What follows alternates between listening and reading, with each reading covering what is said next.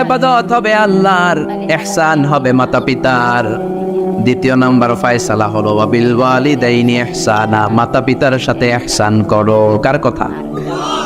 ইহসান মানে ভালো আচরণ, ইহসান মানে সদাচরণ, ইহসান মানে খেদমত, ইহসান মানে মা বাবার কাছে দোয়া চাওয়া, ইহসান মানে নিজের ক্ষমতা মা বাবার পায়ের সামনে বিছিয়ে দেয়া, ইহসান মানে রহমতের চাদর মায়ের পায়ের সামনে বিছিয়ে দেয়া। জোরে বলেন ঠিক কিনা?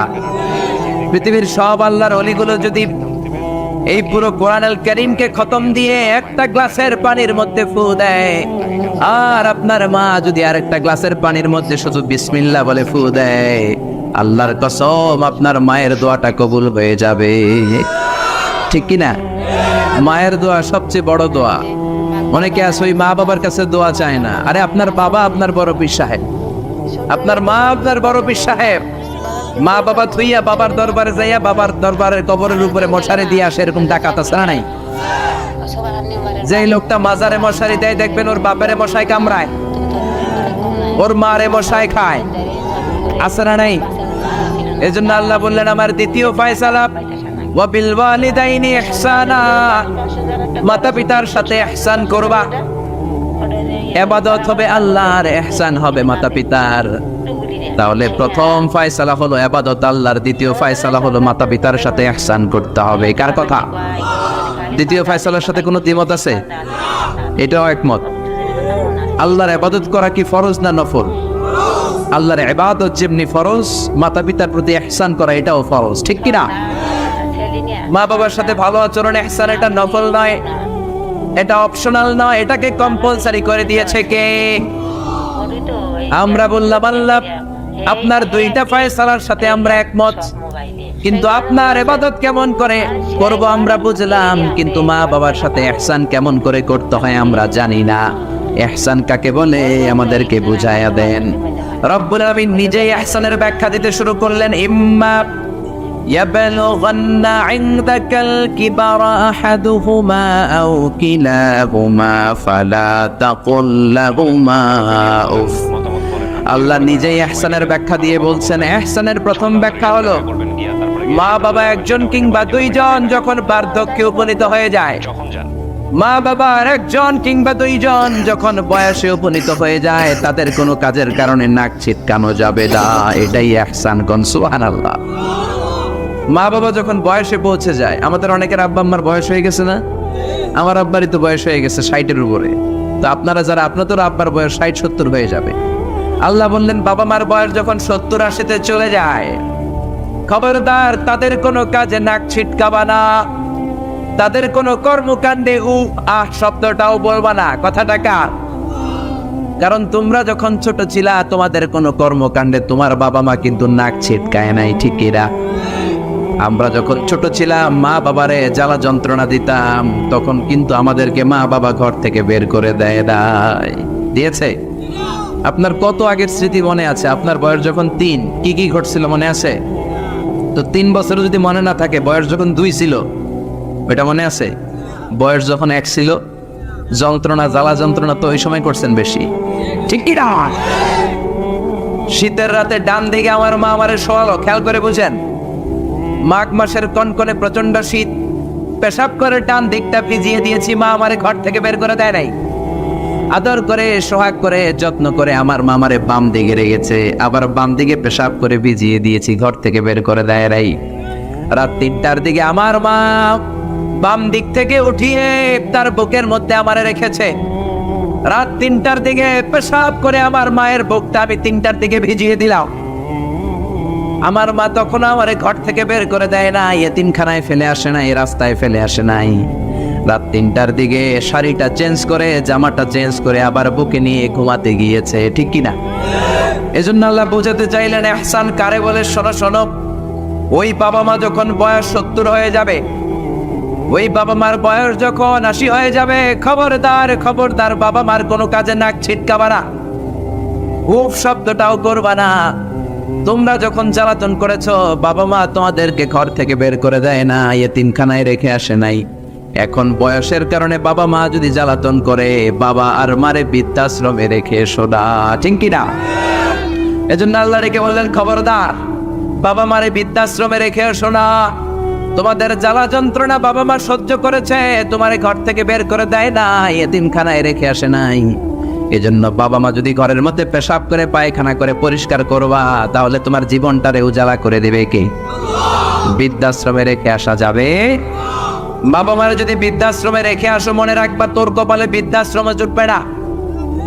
তুমি যদি বাবা মারে বৃদ্ধাশ্রমে রেখে আসো, তুমি বয়স্ক হলে তোমার কপালে বৃদ্ধাশ্রম নাই, ঠিক কিনা? আন্দা থালা হাতে নিয়ে তুমি রাস্তায় ভিক্ষা করে খাবা। এজন্য আল্লাহ বললেন ইহসানের প্রথম ব্যাখ্যা, ইম্মা ইয়াবলুগান্না ইনদাকাল কিবারা আহাদুহুমা আও কিলাহুমা ফালা তাকুল লাহুমা উফ।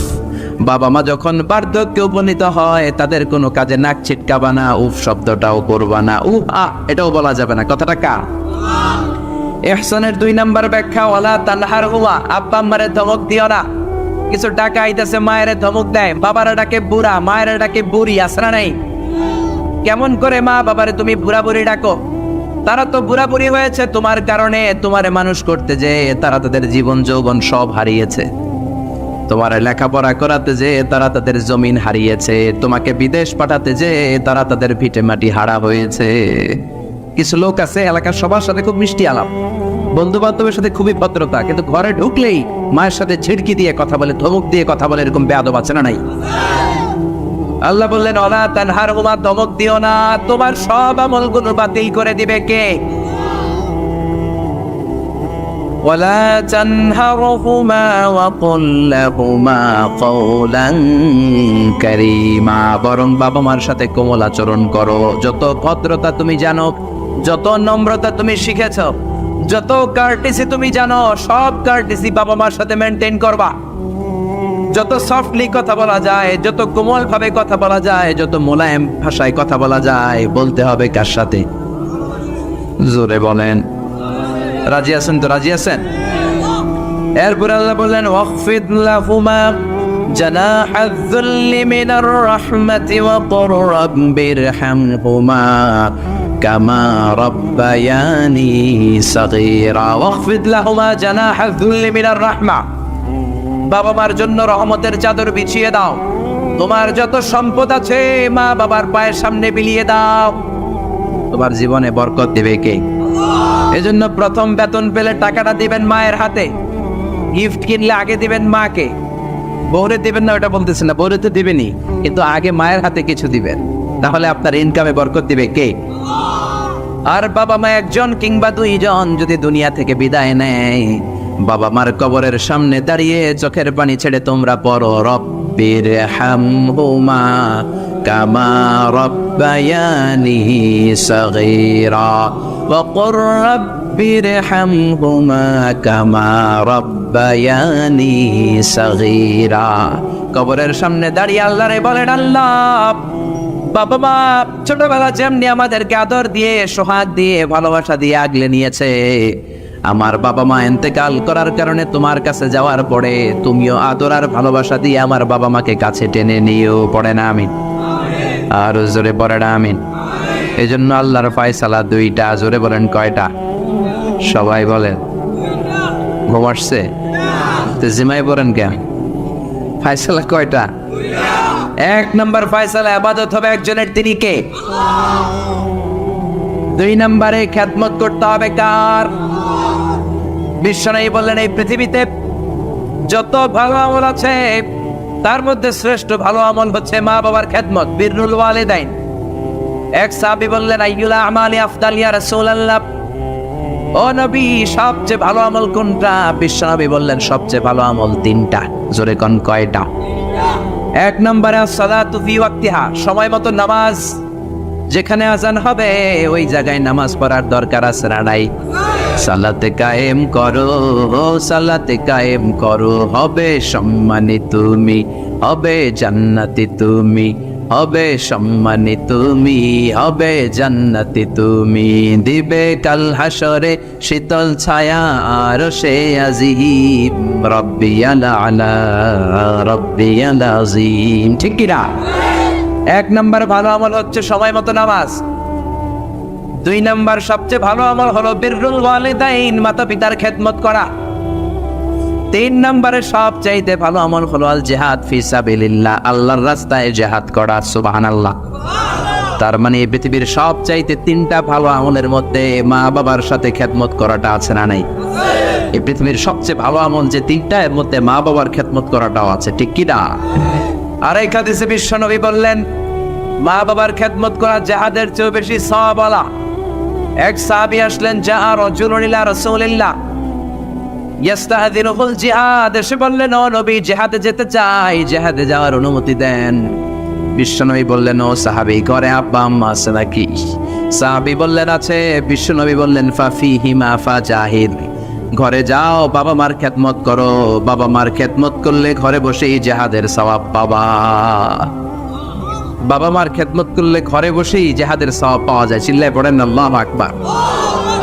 এজন্য বাবা মা খুশি হলে আরশের মালিক খুশি, বাবা মা নারাজ তো আরশের মালিক নারাজ।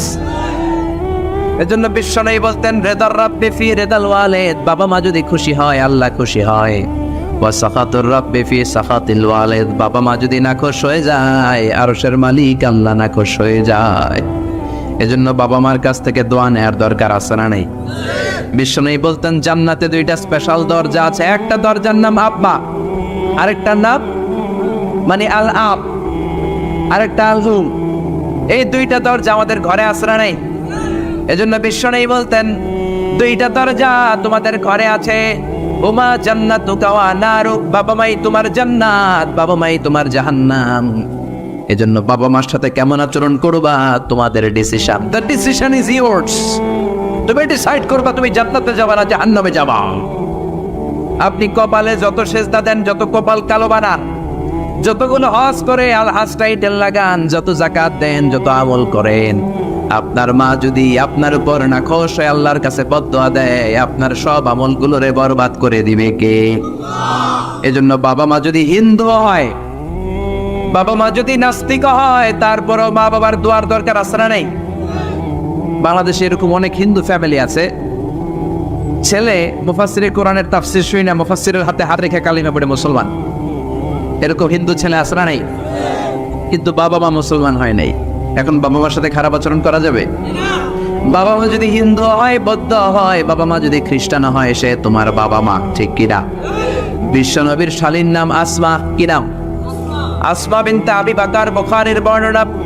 বিশ্বনবীর কাছে এসে বললেন নবী আনা মুসলিমা, আমি মুসলিম, ওয়া উম্মি মুশরিকা, আমার মা মুশরিক, আফাসিহা, এখন আমি কি করব? আমার মায়ের সাথে ভালো আচরণ করব নাকি খারাপ আচরণ করব? বিশ্বনবী বললেন খবরদার সিলিহা, তোমার মায়ের সাথে তুমি ভালো আচরণ করবা। বাবা মা মুশরিক হোক, কাফের হোক, তাদের দোয়া তাদের আশীর্বাদের দরকার আছে না নাই?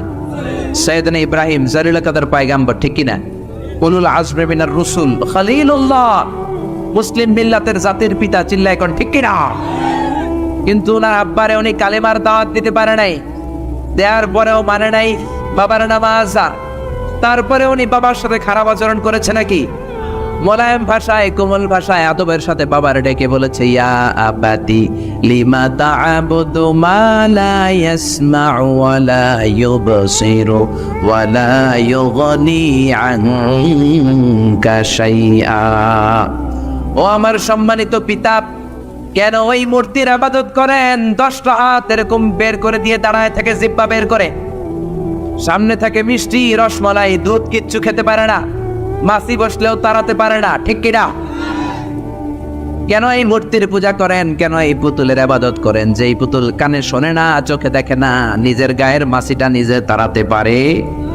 বাবারে আদর করে, যত্ন করে, সম্মান দিয়ে বুঝালেন, কিন্তু বাবার সাথে কি সাইয়েদনা ইব্রাহিম খারাপ আচরণ করেছে? জোরে বলেন, খারাপ আচরণ করেছে? এজন্য বিশ্বনবী বললেন খবরদার, মা বাবা কত রহমত, থাকলে মানুষ বুঝে না, যখন চলে যায় তখন বোঝে, কিন্তু তখন বুঝলে লাভ হয় না, ঠিক কিনা? যতদিন বাবা মা বেঁচে থাকে বটবৃক্ষের মতো ছায়া দিয়ে থাকে, ছাতার মতো মাথার উপর দাঁড়িয়ে থাকে। ও মিয়া, বন্ধু চলে গেলে বন্ধু পাওয়া যায়, ওয়াইফ চলে গেলে ওয়াইফ পাওয়া যায়, টাকা চলে গেলে টাকা পাওয়া যায়। জনম দুঃখিনী মা যদি দুনিয়া ছেড়ে চলে যায়, মারে আর পাওয়া যায় নাকি? ওগো মা, তুমি এই ধরনের শ্রেষ্ঠ নেয়ামত তোমারই পদ তলে রয়েছে জান্নাত। ওগো মা তুমি এই ধরনের শ্রেষ্ঠ নেয়ামত, তোমারই পদ তলে রয়েছে জান্নাত। সুবহানাল্লাহ। এজন্য মায়ের দোয়া এমন দোয়া কখনো ফিরে না। গুলি মারলে গুলি মিস হয়, ড্রোন হামলা করলে মিস হয়, ব্যালিস্টিক ক্ষেপণাস্ত্র মারলে মিস হয়, অ্যাটম বোমা মারলে মিস হয়, মায়ের দোয়া মিস হয় নাকি? কথা কর, বিশ্বাস হয়? একটু সন্দেহ সন্দেহ লাগে? Any confusion, any doubt? লা শাক্কা ফি, কোনো সন্দেহ নাই, লা রাইবা ফি, চিল্লা এখন ঠিক কি না? মায়ের দোয়া এমন দোয়া, মায়ের দোয়াটাও কবুল, বদ দোয়াটাও কবুল, ঠিক কি না? যদি এমন হতো শুধু দোয়াটা কবুল, তাহলে দোয়া না করুক, সমস্যা নাই। কিন্তু বদ দোয়া করলেও কবুল করে কে? বদ দোয়া কবুল হয়ে গেলে সমস্যা আছে না নাই? এজন্য মা বাবার সাথে ভালো আচরণ করব। বাবা মার ছেলে মেয়েদের দৃষ্টান্ত তরমুজ আর ছুরির মতো। মা বাবা হলো ছুরি, ছেলে মেয়ে তরমুজ। তরমুজ নিচে রেখে উপর থেকে ছুরি মারলে তরমুজ কেটে যায়, আবার ছুরি নিচে রেখে উপর থেকে তরমুজ ফেললেও তরমুজ কেটে যায়। উভয় অবস্থায় তরমুজের ক্ষতি হয়, ছুরির কিছু হয়। কথা বুঝতে পেরেছেন? এই জন্য যত বড় আল্লাহর ওলি আপনি হন না, মা বাবা বদদোয়া দিলে কিন্তু লেগে যাবে, ঠিক কি না?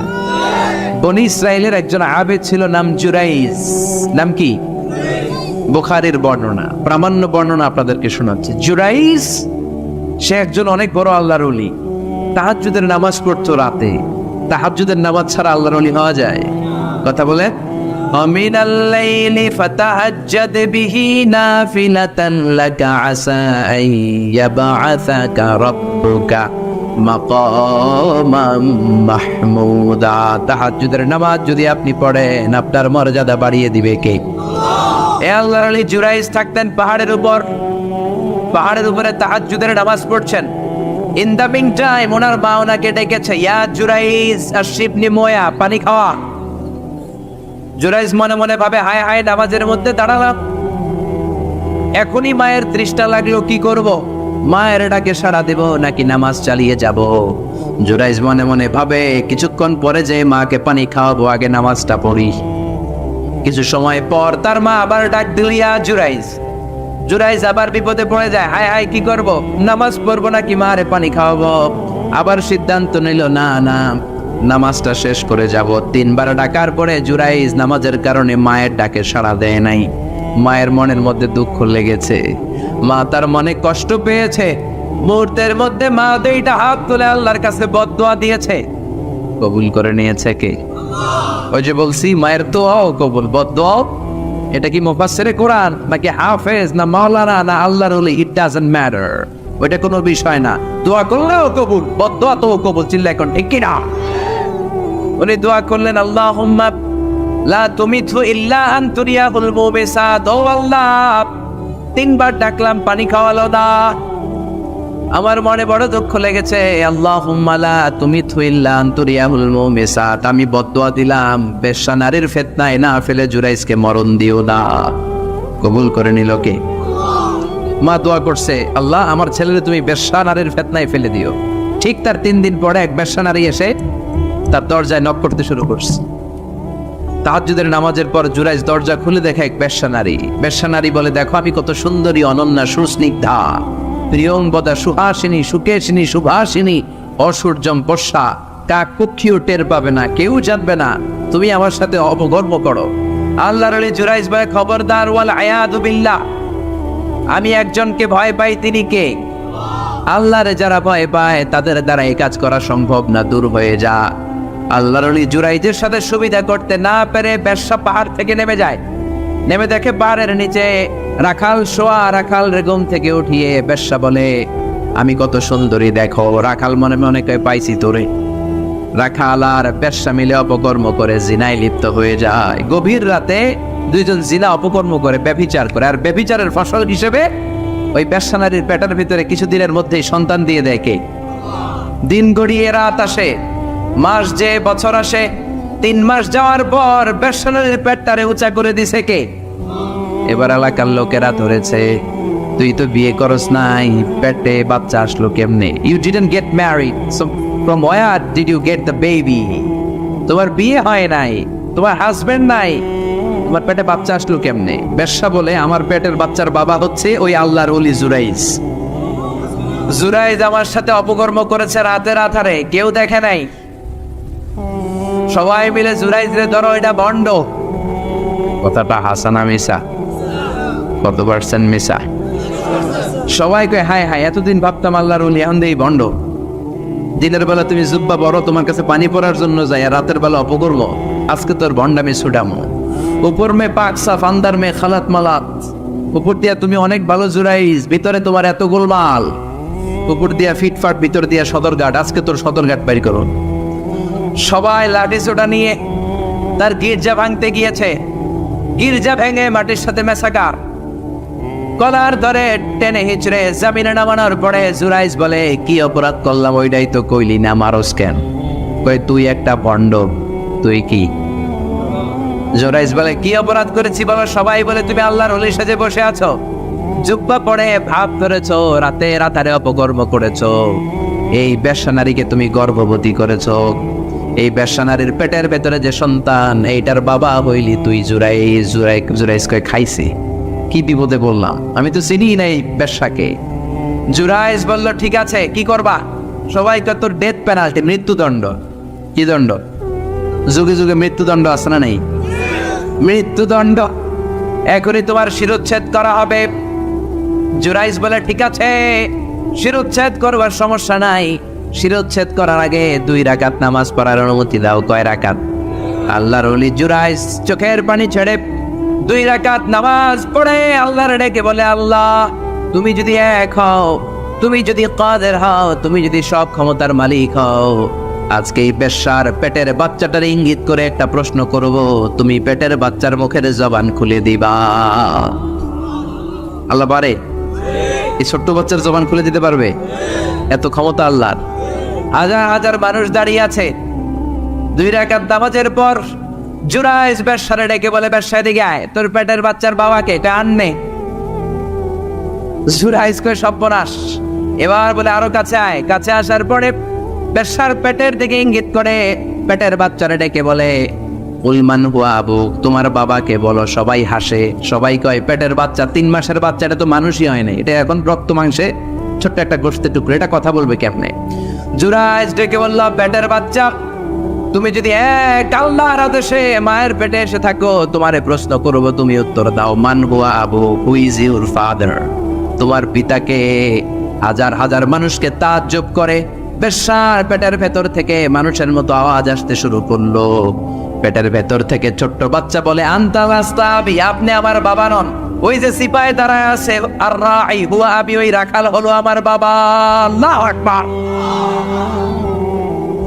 সবাই বলে, জুরাইজ, তুমি তো ভণ্ড না, আসলে আল্লাহর ওলি, আমাদেরকে মাফ করে দাও, তোমার গির্জা আমরা স্বর্ণ দিয়ে বানায় দেব। জুরাইজ বলে, স্বর্ণ দিয়ে বানানোর দরকার নাই, মাটি দিয়ে বানায় দিলেই চলবে। ও মিয়া, এত বড় আল্লাহর ওলি, উনিও মায়ের বদদোয়া থেকে রেহাই পায় নাই। বুঝতে পেরেছেন? মায়ের বদদোয়ার কারণে অপদস্থ হওয়া লেগেছে। চিল্লায় বলেন ঠিক কি না? এজন্য কত বড় নেয়ামত যে আমাদের ঘরে আছে আমরা নিজেরা চিনি না। হাতিয়া দিবেন আগে আম্মারে দিবেন, বেতন পেলে আগে মায়ের হাতে দিবেন, বাবার হাতে দিবেন, আপনার জীবনটারে উজালা করে দিবে কে? কি রহমত, কি বরকত, কি নেয়ামত ঘরে রেখেছে আল্লাহ, আমরা চিনলাম না। ঠিক কি না? বিশ্বনবী মসজিদ নববীর প্রথম মিম্বারে পা রেখে আওয়াজ করে বললেন আমিন। দ্বিতীয় মিম্বারে পা রেখে আওয়াজ করে বললেন আমিন। তৃতীয় মিম্বারে পা রেখে আওয়াজ করে বললেন আমিন। সাহাবারা বললেন, ও নবী, 3 বার কেন আমিন বললেন? বুঝি নাই। বিশ্বনবী বললেন, প্রথম মিম্বারে যখন পা রেখেছি, জিব্রাইল এসে বলেছে, রমজান পাওয়ার পরেও ইবাদত করে যে গুনাহ মাফ করতে পারে নাই, তার উপর আল্লাহর লানত। আমি বিশ্বনবী বলে দিয়েছি আমিন। দ্বিতীয় মিম্বারে পা রেখেছি, জিব্রাইল এসে বলেছে, আমি বিশ্বনবীর নাম শোনার পরেও যারা আমার উপরে দরুদ পড়ে নাই, তাদের উপরে আল্লাহর লানত। আমি নবী বলে দিয়েছি আমিন। সবাই পড়েন সাল্লাল্লাহু আলাইহি ওয়াসাল্লাম। 3 নাম্বার মিম্বারে পা রাখার পরে জিব্রাইল এসে বলে, মা বাবা একজনকে কিংবা দুইজনকে বার্ধক্যে উপনীত পাওয়া অবস্থায়, বয়স্ক অবস্থায়, পাওয়া অবস্থায় মা বাবার খেদমত করে যারা জান্নাত কামাতে পারে নাই, তাদের উপর আল্লাহ লানত আমি বলেছি আমিন। এজন্য মা বাবার খেদমত করলে জান্নাতটারে উন্মুক্ত করে দিবে কে? বিশ্বনবী বললেন, মা বাবা দুইজনের সাথেই ভালো আচরণ করবা, বিশেষ করে মায়ের সাথে। কার সাথে? এক সাহাবী বললেন, বুখারীর বর্ণনা, মান আহাক্কু বিহুসনি সাহাবাতি ইয়া রাসূলুল্লাহ, সবচেয়ে বেশি ভালো আচরণ কার সাথে করব? বিশ্বনবী বললেন, উম্মুক, মায়ের সাথে। তারপরে বললেন মায়ের সাথে, তারপরে বললেন মায়ের সাথে, 3 বার বললেন মায়ের সাথে। আরেক বর্ণনা এসেছে 4 বার বললেন মায়ের সাথে, 5মবারে বললেন তোমার পিতার সাথে। বাবার চেয়ে মায়ের মর্যাদা বেশি না কম? আল্লাহ বললেন বাবার চেয়ে মায়ের মর্যাদা অনেক বেশি। তার কারণ হলো মা যে কষ্ট সহ্য করেছে বাবা ওইটা করে নাই, ঠিক কিনা? হামালাতহু উম্মুহু, বাবা তোমারে পেটে ধরে নাই, পেটে ধরেছে কে? 2 নম্বরে বললেন ওয়াহানান আলা ওয়াহান, বোঝার পরের বোঝা, যন্ত্রণার পরের যন্ত্রণা 10 মাস 10 দিন বাবা সহ্য করে নাই, করেছে কে? 3 নম্বরে বললেন ওয়াফিসালুহু ফি আমাইন, 2 বছর বাবা দুধ খাওয়ায় নাই, দুধ খাওয়ালো কে? 2 বছর আপনি দুধ খাইছেন, তার মানে কত লিটার দুধ আপনি খেয়েছেন, কত গ্যালন, কত গ্লাস দুধ আপনি খেয়েছেন, কোনো হিসাব আছে? বিশ্বনবী দওয়াত দিয়ে বললেন লাউ কাতাআতা জিলদাক, জিলদ মানে কি? চামড়া। লাউ কাতাআতা জিলদাক, তোমার চামড়াগুলো কেটে রোদে শুকিয়ে যদি মায়ের পায়ের 2টা জুতা বানিয়ে দাও, ওই যে ছোট্টবেলায় 1 ঢোক দুধ তুমি খেয়েছিলা, ওই একটা ঢোক দুধের শোধ আদায় হবে নাকি? মায়ের দুধের শোধ আদায় হবে? জোরে বলেন আদায় হবে? আদায় হবে। যেদিন আমাদেরকে জন্ম দিলেন কতটা কষ্ট সহ্য করেছেন, মনোযোগ দিয়ে শোনেন। মেডিকেল সায়েন্টিস্টরা বলে কোন সুস্থ মানুষ তার দেহে 45 ইউনিটের বেশি ব্যথা সহ্য করতে পারে না।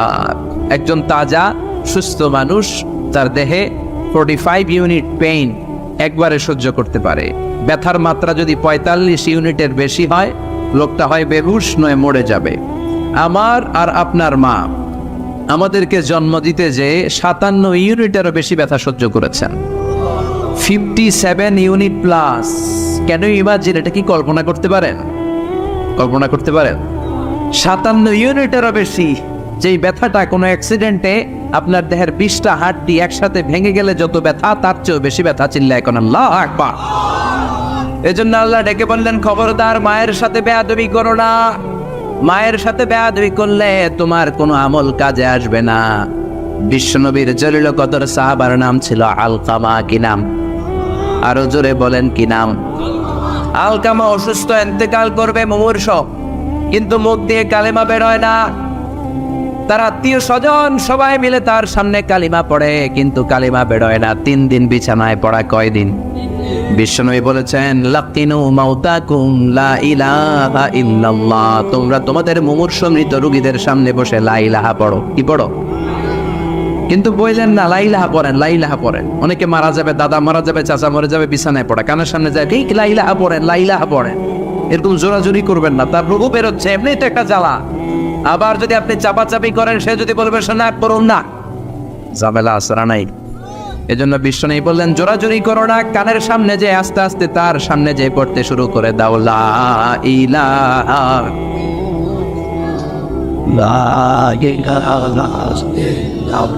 লা ইলাহা ইল্লাল্লাহু মুহাম্মাদুর রাসূলুল্লাহ। লাকিনু মাউতাকুম লা ইলাহা ইল্লাল্লাহ, তোমাদের মৃতদের সামনে যে, মুমূর্ষদের সামনে যে কালিমার তালকিন দাও। আলকামা নামক সাহাবীর মুখ দিয়ে কালিমা বেরোয় না। বিশ্বনবী বেলালকে আর সুহাইবকে, 2 সাহাবীরে পাঠালেন, যাও কালিমার তালকিন দাও। বেলাল যে তালকিন দেয় তারপরেও বেরোয় না, জিহ্বায় আটকে যায়। বিশ্বনবী আলকামার বিবিরে ডেকে পাঠালেন। আলকামার বিবি আসার পরে বিশ্বনবী বললেন, ও আলকামার বিবি, আলকামা কেমন ছিল? বিবি বলে নামাজি ছিল, অনেক দানশীল ছিল, কোনো খারাপ আমল ছিল না। আলকামার বাবা মা কেউ বেঁচে আছে নাকি? আছে। কে আছে? মা আছে, মারে ডাকো। ও আলকামার মা, তোমার আলকামা কোনোদিন নামাজ ছেড়েছে কিনা? না। রোজা ছেড়েছে কিনা? না। মানুষের সাথে খারাপ আচরণ করেছে কিনা না, তোমার সাথে কেমন আচরণ করেছে, তোমার সাথে কেমন আচরণ করেছে, এই প্রশ্ন করার পরে আলকামার মা কাঁদতে শুরু করে দিলেন। আলকামার মা বলে, নবী আমার কথা শুনতো না, শুধু বউয়ের কথা শুনতো, বউয়ের ওড়না ধরে পিছু পিছু ঘুরতো, আমার মনে কষ্ট দিয়েছে। বিশ্বনবী বললেন, তোমার ছেলেরে তুমি মাফ করে দাও। আলকামার মা বলে, না, মাফ করবো না। একথা শোনার পরে বিশ্বনবী বললেন, লাকড়ি আনো, আগুন জ্বালাও, আলকামারে আগুনে ফেলে দেব। লাকড়ি আনে, আগুন জ্বালানোর পর আলকামার মা চিৎকার দিয়ে বিশ্বনবীর পায়ে পড়ে যায়। বিশ্বনবীর ডেকে বলে, নবী গো, আপনার দুটা পায়ে ধরি, আমার কলিজার টুকরা আলকামারে আগুনে ফেলবেন না। আলকামা আমার নার ছেড়া ধন, আমার কলিজার টুকরা। ও নবী, অনেক কষ্ট দিয়েছে আমার মনে, কিন্তু আগুনে ফেলবেন না। আগুনে ফেলার জন্য ওরে আমি পেটে ধরি নাই, আগুনে ফালানোর জন্য ওরে আমি মানুষ করি নাই। ও নবী, আমার আলকামারে আগুনে পড়বেন না, জান জান, আমি আমার আলকামারে মাফ করে দিলাম। বিশ্বনবীর সামনে দাঁড়িয়ে আলকামার মা যখন মাফ করে দেওয়ার ঘোষণা দিল, বিশ্বনবী সাক্ষী, সাহাবীরা সাক্ষী, আলকামা চিৎকার করে পড়তে শুরু করলো, লা ইলাহা ইল্লাল্লাহু মুহাম্মাদুর রাসূলুল্লাহ সাল্লাল্লাহু আলাইহি সাল্লাম। কালিমা পড়ে শেষ স্টেজ ত্যাগ করেছে, চিল্লায় কোন আল্লাহু আকবার। এজন্য মা বাবার খেদমতের দরজা আছে না নেই? সৈয়দনা ইব্রাহিম ওনার ছেলেকে রেখে আসলেন মরুভূমিতে মক্কার জমিনে, তার বিবি হাজরা সহ। হাজার মারা গেল, সৈয়দনা ইসমাইল বড় হলেন, তাগড়া যুবক। বুখারীর বর্ণনা, জুরহুম নামক কওমের একটা মেয়েকে বিয়ে করে সুখের সংসার করলেন। আল্লাহ বললেন, ইব্রাহিম যাও যাও, তোমার ছেলেরা দেখতে যাও। বুখারীর বর্ণনা, সৈয়দনা ইব্রাহিম ইসমাইলের বাড়িতে দেখা করতে গেলেন, বেড়াতে গেলেন। সৈয়দনা ইসমাইল বাড়িতে নাই, বনে গিয়েছে শিকার করতে। কি করতে? সব নবীরা নিজ হাতে কামাই করে খেয়েছেন, ঠিক কিনা? শিকার করতে গিয়েছেন। সৈয়দনা ইব্রাহিম দরজার পাশ থেকে সালাম দিলেন, আসসালামু আলাইকুম। ভেতর থেকে কর্কশ কণ্ঠে, ঝাঁঝালো কণ্ঠে, রাগ মাখা কণ্ঠে একটা মেয়ে উত্তর দেওয়া, আলাইকুম আসসালাম। সৈয়দনা ইব্রাহিম বললেন, কাইফা হালুকি ইয়া উম্মি, ও মা তুমি কেমন আছো? মেয়েটা ভিতর থেকে বলে, বেশি ভালো নাই। দিনকান কেমন চলে? কয় সুবিধার না। খাওয়া দাওয়া হয়নি? কয় না, হয় না। আমনে কেডা? সৈয়দনা ইব্রাহিম বলে, আমারে চিনবা না? ইদা জাআ যাওজুকি মিনাল গাবা, তোমার স্বামী যখন বন থেকে ফিরবে, ফাকরাই আলাইহিস সালাম, তোমার স্বামীর একটা সালাম দিবা। ও মুরিহিয়া ইগাইরা আতাবাতা বাবিহি, আর বলবা ঘরের দরজার চৌকাঠ যেন পাল্টে ফেলে। চলে গেলেন। বিকেল বেলা সৈয়দনা ইসমাইল চলে আসলেন। আসার পরে বিবি বলে, একটা বুড়া আইছিল। বুড়া? কে আইছিল?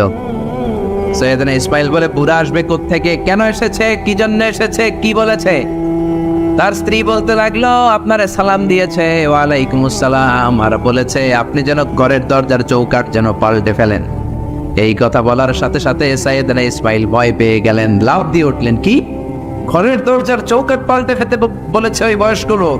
ও মিয়া, চোর চিনে চোরের সিগন্যাল, পুলিশ চিনে পুলিশের সিগন্যাল, আর নবী চিনে নবীর। উনি নবী, বাবাও নবী। বাবা ইব্রাহিমের সিগন্যাল বুঝে ফেলেছে। চিৎকার দিয়ে বলে, ও কপাল পুল্লি, তুই কপাল পুল্লি, নিজের কপালে নিজে কুড়াল মারলি। যারে বুড়া বইলা গালি দিলি, বুড়া না, তোর শ্বশুর, আমার বাবা ইব্রাহিম খলিল। আমার বাবা যেই কথাটা বলে গিয়েছে, কথাটা তো সুবিধার না, এটার গ্রিন সিগন্যাল না, রেড সিগন্যাল। আমার বাবা বলেছে তোরে যেন আমি তালাক দেই, আমি যেন তোরে ডিভোর্স দেই। কেন? বের হয়ে যা, ডিভোর্স দিয়ে দিলাম। আপনার আব্বাও যদি রাগ করে রাখে, পোলা তোর বউরে ডিভোর্স দিয়ে দিবেন নাকি? আবার দিয়ে দিন না। আপনার বাবাও বাবা, ইসমাইলের বাবা ইব্রাহিমও, উনি সাধারণ বাবা নন, আল্লাহর পক্ষ থেকে ওহী পেয়ে উনি কথা বলেন। আপনার বাবাও যদি রাগ করে বলে, ও বাবা তোর বউরে তালাক দিয়েন না, কি করবেন? সংলাপ করবেন, সমঝোতা করবেন। আমাদের দুই নেত্রী সংলাপ করে না তো কি হইছে? আমরা ঘরে করব, ঘরে ঘরে আমরা সংলাপ সমঝোতা করবো। চিল্লা এখন ঠিক কিনা? মিটিং করবেন, মিলায়া দিবেন। ইসলাম বলে মিলায়া দাও, লাগায়া দিও না। কিছু লোক আছে লাগায়া দেয়, আছে না নাই? দুইজন ঝগড়া করে মিলায়া দেন, আপনার মর্যাদা বাড়িয়ে দিবে কে? আগুন ধরলে আপনারা কি দিয়া নিবান? অনেকে ওটার মধ্যে তেল ঢালে, আছে না নাই? আর একটু জ্বলুক, আর একটু লাগুক, ভালোই লাগে, আছে না নাই? বিশ্বনবী মিলাই দিতেন, লাগাই দিতেন না। আপনি মিলাই দিবেন, আল্লাহ আপনার মর্যাদা বাড়ায় দিবে। আপনার বাবা যদি বলে তোর বিবিরে তালাক দে, বাবারেও বুঝান, বউরেও বুঝান। আরে তালাক তো অনেক পরের কথা। আমরা ইসলামের দেয়া তালাকের সিস্টেম মেনে চললে বাংলাদেশের ডিভোর্স রেট কমে যাবে, কোনো তালাকই হবে না, ঠিক কি না? ইসলাম 5ম স্টেপে তালাক দিতে বলেছে। 5th স্টেপ, ফার্স্ট স্টেপ হচ্ছে ফাইদুহুন্না। ওয়াইফ কথা শুনে না, কক্সবাজার ঘুরতে নিয়ে যাও, কথা শুনবে। সুবহানাল্লাহ পড়েন। কথা শুনে না, যমুনা ফিউচার পার্কে নিয়ে যাবা, বসুন্ধরা শপিং কমপ্লেক্স থেকে দামি শাড়ি কিনে দেবা, আউটিং এ যাবা, হ্যাং আউট করবা, কথা শুনবে, ঠিক কি না? বিশ্বনবী বললেন রিফকাম বিল কাওয়ারির, নারীদের মন নরম, তাদের সাথে নরম ভাবে কথা বলতে হবে, গরম হলেই ঝামেলা, ঠিক কি না? তাহলে কথা না শুনলে প্রথমে আল্লাহ বললেন ফাইদুহুন্না, ওয়াজ করো, বেড়াতে নিয়ে যাও, এইটাতেও কাজ হয় না। 2 নম্বরে বললেন ওয়াহজুরুহুন্না ফিল মাদাজে, বিছনা আলাদা করো, তারে এক রুমে ঘুমাতে দাও, তুমি আরেক রুমে ঘুমাবা। এই বিচ্ছেদে হয়তো তার মনের মধ্যে হেদায়েত চলে আসবে, এইটাতেও কাজ হয় না। 3 নাম্বার স্টেপ ওয়াদ্রিবুহুন্না, শাসন করো। অনেকে ওয়াদ্রিবুহুন্নার ব্যাখ্যা করে পিটাও, না, বিশ্বনবী তার একটা বিবিরও পিটায় নাই, ঠিক কি না? ওয়াদ্রিবুহুন্না মানে শাসন করো, একটু করা হও, যদিও শাব্দিক অর্থ পিটাও, কিন্তু এখানে পিটানোর অর্থ নেওয়া যাবে না। এর ব্যাখ্যা কি হবে? ব্যাখ্যা করতে যে মুফাসসিররা হয়রান হয়ে গিয়েছে। কোন মুফাসসির বলে ছোট্ট কাঠি দিয়া পিটাইবেন, এই কথা হচ্ছে না কেন? 2টা বাচ্চা হয়ে গেছে, এত সুখের সংসার, কত ঘুরলাম, কত সুন্দর সংসার করলাম, এখন সংসারটা ভেঙে গেলে আমার হবে কি? তুই আমার কৈতরি, তুই আমার টুনটুনি, তুই আমার পরাণের পরাণ, এরকম বই না লাঠি দিয়ে আস্তে আস্তে বাড়ি দিবেন। অনেক মুফাসসির বলেছে না মেসওয়াক দিয়ে বাড়ি দিবেন, অনেক মুফাসসির কয় না কোল বালিশ দিয়ে পিটাইবেন, যাতে হাত পা না ভাঙে, ঠিক কি না? তাহলে ওয়াজ করলেন শোনে না, বিছানা আলাদা করলেন শোনে না, তারপরে তাদেরকে একটু কড়া হন, শাসন করেন, তা তো শোনে না। তারপরে কোরআন বলল ফাবাসু হাকামাম মিন আহলিহি হাকামাম মিন আহলিহা, শ্বশুর পক্ষের লোকেরা, ওই পক্ষের লোকেরা, মুরব্বীরা বসে মিলমিশ করে দেওয়ার চেষ্টা করবে, তাতেও শোনে না। 4টা শেষ, এরপরে 5ম নাম্বারে তালাক, তাও একবারে 3 তালাক দেওয়া যাবে না। তালাক 2 ধরনের, তালাক সুন্নি, তালাক বিদআই। একটা হচ্ছে সুন্নতি তালাক, আর একটা হচ্ছে বেদাতি তালাক। বেদাত তালাক মানে রাগের মাথায় একসাথে 3 তালাক, 5 তালাক, এগুলো আসরা নাই, না, এগুলো করা যাবে না। তালাক সুন্নি হচ্ছে আপনার বউয়ের যখন পিরিয়ড হয় না, আপনার বউ ক্লিন পরিচ্ছন্ন, তখন 1 তালাক দিবেন, কারণ ওই তালাক দেওয়ার পরেও তার প্রতি ভালোবাসা জাগলে আবার মেলামেশার সুযোগ আছে না নাই? 1 মাস সুযোগ আছে, ফিরে আনতে পারবেন, কথা শুনে না? 2য় মাসে আবার আরেকটা তালাক দিবেন, আরো 1 মাস সুযোগ, কয় মাস? তারপরে 3য় মাসে যখন আরেক তালাক দিয়ে দিলেন, আত-তালাকাল বাঈনাল বাইনুনা, কমপ্লিট ডিভোর্স, আর এই বউয়ের কাছে যাওয়া যাবে। এই সিস্টেম একটার পর একটা যদি আপনি মানেন, তালাক হবে, কথা কর। আরে প্রথম ধাক্কায় কক্সবাজারে গেলেই তো আবার শান্তির সংসার শুরু হয়ে যাবে, ঠিক কি না? এজন্য ধাপে ধাপে ওমরে ফারুকের জামানায় এক লোক তার স্ত্রীকে 100 তালাক দিছে। বউ এসে বিচার দিছে, আমার জামাই আমার 100 তালাক দিছে, 100 তালাক দিছে, নিয়ে আসো তোমার হাজবেন্ডে। নিয়ে আসা হলো, কিরে কয় তালাক দিছিস? কয় 100। কি লেগে দিছিস? দিবি 3টা। দিছিস 100টা, কারণ কি? কয় মেজাজ গরম আছিল। ওমরে ফারুক বলে তারা বিচার করে দিয়েছে, 3 তালাকে তোর বউ তালাক, বাকি 97 তালাক তোর পিঠের উপরে পড়বে। এরকম নিয়ম যদি বাংলাদেশে থাকে, উল্টা পাল্টা তালাক হবে, জোরে বলে। এজন্য আপনার বাবা, ও বাবা ইসমাইলের বাবা ইব্রাহিম, সাইয়েদনা ইব্রাহিম বললেন তালাক দাও, ইসমাইল তালাক দিয়ে দিলেন। ঘটনা মনে আছে তো, না ভুলে গেছেন? তালাক দিয়ে দিলেন, নতুন বিয়ে করলেন। 3 বছর পর আবার সাইয়েদনা ইব্রাহিম দেখা করতে আসলেন। আজকেও সাইয়েদনা ইসমাইল বাড়িতে নাই, বনে গিয়েছে শিকার করার জন্য। আজকেও সাইয়েদনা ইব্রাহিম এসে সালাম দিল, আসসালামু আলাইকুম। আজকে জাদুমাখা কণ্ঠে, মধুমাখা কণ্ঠে, সুরেলা কণ্ঠে একটা মেয়ে উত্তর দিল, ওয়া আলাইকুমুস সালাম। জিজ্ঞেস করলো কাইফা হাল কিয়া উম্মি, মা কেমন আছো? মেয়ে কয় আলহামদুলিল্লাহ আলা কুল্লি হাল, সব সময় আমরা ভালো আছি। সুবহানাল্লাহ কইবেন না? দিনকাল কেমন যায়? কয় খুব ভালো। খাবার দাবার? কয় খুব ভালো। আপনি কে? আমার চিনবা না? মেয়ে বলে আপনারা আমি চিনতে চাই। এই মরুভূমিতে কেউ কোনোদিন আমাদের খবর নেয় না। কে আপনি? মুরব্বী বাজান, দয়ালু মানুষ, আমাদের খোঁজ খবর নেয়ার জন্য এসেছেন? বাইরে রৌদ্রের মধ্যে দাঁড়িয়ে আছেন কেন? ভিতরে আসেন। সাইয়েদনা ইব্রাহিম ঢুকতে চায় না, মেয়েটা জোরাজুরি শুরু করেছে, জোর করে ঘরে ঢুকালো। শরবত বানিয়ে খাওয়ালো, রুটি বানিয়ে খাওয়ালো, খেজুর বানিয়ে খাওয়ালো, ছাগল পালতো ছাগলের দুধ খাওয়ালো। সাইয়েদনা ইব্রাহিম এই আপ্যায়ন দেখে চোখের পানি ছেড়ে মেয়েটার জন্য দোয়া করে দিল। ওবে এইটাও মাইয়া আগেরটাও। আহা, সাইয়েদনা ইব্রাহিম দোয়া করে দিল আর বললে ইদা জাআ যাওজুকা মিনাল গাবা, তোমার স্বামী যখন বন থেকে ফিরে আসবে ফাকরাই আলাইহিস সালাম, স্বামীর একটা সালাম দিবা। ওয়া মুরিহি আইয়ুসবিতা আতাবাতা বাবিহি, আর বলবা ঘরের দরজার নতুন চৌকাঠ যেন জীবনেও না পাল্টায়। সাইয়েদনা ইসমাইল ফিরলেন, ওয়াইফ বলতেছে নুরানি চেহারা এক আল্লাহর ওলির মতো লোক আসছিল, মুরব্বি টাইপের। এইটা শুনে তো সাইয়েদনা ইসমাইল ভড়কে গিয়েছে, লাভ দিয়ে উঠছে, কি মুরব্বি, কারণ আগের একটা তিক্ত অভিজ্ঞতা আসরা নাই। চিৎকার দিয়ে বলে তাড়াতাড়ি বল কেমন আচরণ করেছিলি বল। বিবি বলে আপনি ভয় পাবেন না, অনেক ভালো আচরণ করেছি, আপ্যায়ন করেছি। উনিও আমার মাথায় হাত বুলিয়ে দোয়া করেছেন, আপনারে সালাম দিয়েছেন, আর বলেছেন ঘরের দরজার নতুন চৌকাঠটা যেন জীবনেও আপনি না পাল্টান। আদরের চোটে বিবিকে জড়িয়ে ধরলেন, বললেন ও বিবি তুই তো পরীক্ষায় গোল্ডেন এ প্লাস, কি পাইছস? গোল্ডেন। নুরানি চেহারার যে লোকটা এসেছিল সাধারণ কোনো লোক নয়, তোমার শ্বশুর, আমার বাবা ইব্রাহিম খলিল। আমার বাবা চৌকাঠ বলতে তোকে বুঝিয়েছে আর বোঝাতে চেয়েছে এই যে তোরে আমি বিয়ে করেছি, জীবনেও যেন তোরে তালাক না দেই। তোর হাতটা যে দুনিয়াতে আমি ধরেছি, তোর হাত ধরেই যেন দুজনে জান্নাতে ঢুকে যায়। এজন্য বাবা মার দোয়ার দরকার আসরা নাই। নিতে রাজি আছেন তো? আসেন। আপনি যত বড় আল্লাহর ওলি হন, বাবা মা বদদোয়া দিয়ে দিলে সব শেষ, দুনিয়াও শেষ, আখিরাতও আমও শেষ। সালাম। সাইয়েদনা মুসা আলাইহিস সালাম আল্লাহরে ডেকে বললেন, আল্লাহ, ও আল্লাহ, জানতে চাই কিয়ামতে আমার সাথী হবে কে জান্নাতে? আল্লাহ বললেন সাহিবুকা ফিল জান্নাতি জাজ্জার, কিয়ামতের দিন বিচারের শেষে তোমার সাথী হবে একজন কসাই। কে হবে? শুনে মুসা আলাইহিস সালাম খুব আপসেট, কিরে আমি নবী মানুষ, পৃথিবীতে 5 জন নবী সেরা, এর মধ্যে আমি একজন, 4 জনের সেরা কিতাব দিছে, ওইটাও আমারে দিছে, সরাসরি আমার সাথে আল্লাহ কথা বলতো আর জান্নাতে রাখবে কসাইয়ের বিপ্লবে, ঘটনাটা কি? আল্লাহরে বললেন, আল্লাহ কি আমল ওই কসাইয়ের, কেন কসাই যাবে? আল্লাহ বললেন মুসা যাও নিজের চোখে দেখে নাও কি আমল করেছে ওই কসাই। সাইয়েদনা মুসা কসাইয়ের দোকানে যেয়ে দেখলেন না, স্পেশাল কোনো আমল নাই, খালি গোশত কোপায়। কি কোপায়? সারাদিন গোশত কোপানোর পর বিকেলবেলা সুন্দর একটা গোশতের টুকরা প্যাকিং করে বাড়ির দিকে রওনা। সাইয়েদনা মুসা আলাইহিস সালাম পিছনে রওনা। বাড়িতে যাওয়ার পরে সাইয়েদনা মুসা আলাইহিস সালাম তার দরে নক করতে শুরু করলো দরজায়। দরজা খোলার পরে ছদ্মবেশে সাইয়েদনা মুসা বলে, আমি একজন মুসাফির, আজকে রাতটা যদি আপনি থাকতে দেন বড্ড ভালো হয়।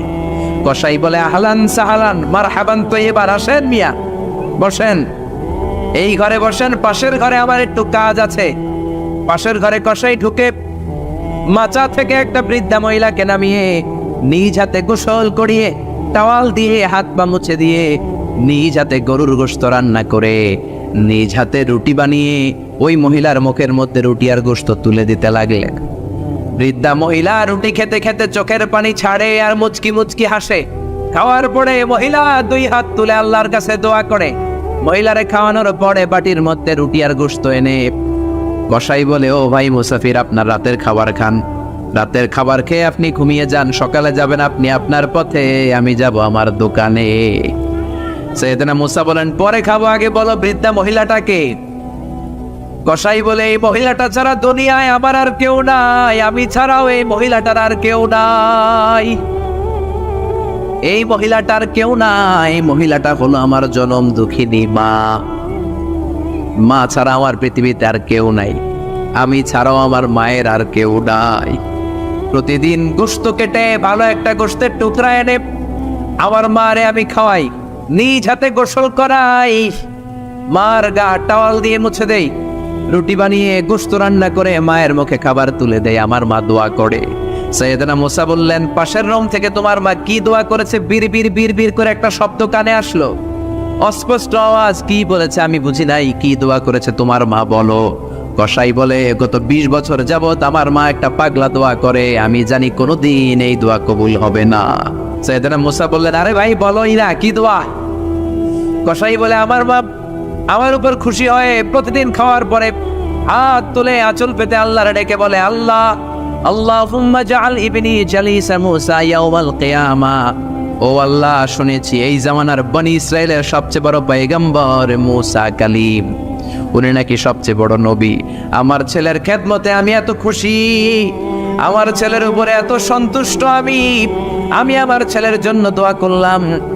এই জামানার বড় পয়গম্বর মূসা যখন কিয়ামতের দিন বিচার শেষে জান্নাতে যাবে, আমার কসাই ছেলেরে তুমি ওই নবী মূসার সাথে জান্নাতে ঢুকাইয়া দিবা। কবুল করে নিছে কে? মূসা আলাইহিস সালাম মনে মনে বললেন, আরে কানেকশন তো এই জায়গায়, কানেকশন তো আসল জায়গায়।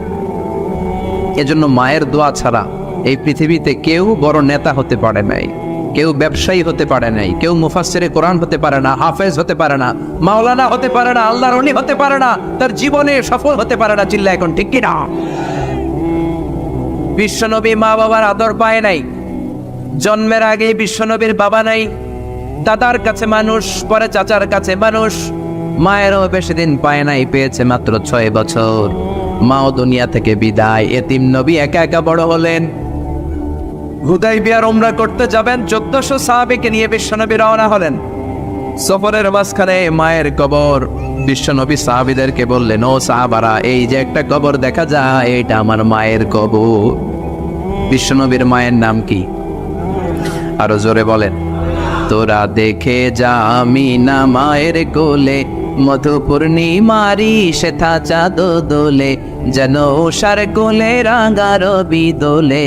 তোরা দেখে যা আমিনা মায়ের কোলে, কুল মাখলুকে আজি ধ্বনি ওঠে কে এলোই, কালিমা শাহাদাতের বাণী ঠোঁটে কে এলোই, পড়ে দুরুদ ফেরেশতা বেহেশতের দুয়ার খোলে। তোরা দেখে যা আমিনা মায়ের কোলে। আল্লাহু আকবার। বিশ্বনবী বললেন, চিনো নাকি কবরটা কার? এটা আমার আম্মার কবর। আল্লাহর কাছে অনুমতি পেয়েছি মায়ের কবর জিয়ারত করার, কিন্তু খবরদার খবরদার, তোমরাও জিয়ারত করবা, কিন্তু চোখের পানি ছাড়তে পারবা না, কান্না করতে পারবা না। 1400 সাহাবীকে বিশ্বনবী কান্না করতে নিষেধ করে নিজে মায়ের কবরের সামনে দাঁড়িয়ে ছোট্ট বাচ্চার মতো হাউমাউ করে কান্না জুড়ে দিলে। সাহাবীরা বলে, এত কাঁদতে আমরা বিশ্বনবীর জীবনেও দেখি নাই। বিশ্বনবী নিজেকে সামলে রাখতে পারছেন না, ছোট বাচ্চার মতো হাউমাউ করে কাঁদে। বিশ্বনবীর চোখের পানি দেখে 1400 সাহাবাও কান্না জুড়ে দিল। বিশ্বনবী সাহাবীদের দিকে তাকিয়ে ধমক দিয়ে বলে, তোমরা কাঁদো কেন? আমি না বলেছি কাঁদবা না? সাহাবারা বলে, নবী গো, আপনারে আমরা আমাদের কলিজার চাইতে বেশি ভালোবাসি। আপনার চোখ দিয়ে কোনো কারণে পানি নামতে দেখলে আমরা আমাদের দুটি চোখ শুকনা রাখতে পারি না, আমাদের চোখ দিয়েও পানি চলে আসে। বিশ্বনবী বললেন, আদরাকাতনি রাহমাতুহা ফাবাকাইতু। আমার মা যে আমারে ছোটবেলা আদর করেছে, ওই আদরের স্মৃতি আমার মনে পড়েছে। আমার মা আমেনা আমারে জাইতুনের তেল মালিশ করে দিত সারা গায়ে। আমার গায়ের এমন কোনো জায়গা নাই যেই জায়গায় আমার মা আমেনা তার 2টা ঠোঁট দিয়া চুমা দেয় নাই। আমার মা আমারে জামা পরিয়ে দিত, কোলে তুলে আদর করত। ছোটবেলার সেই স্মৃতিগুলো মনে পড়েছে, তাই আমি কাঁদি, তোমরা কাঁদো কেন? সুবহানাল্লাহ কইবেন না?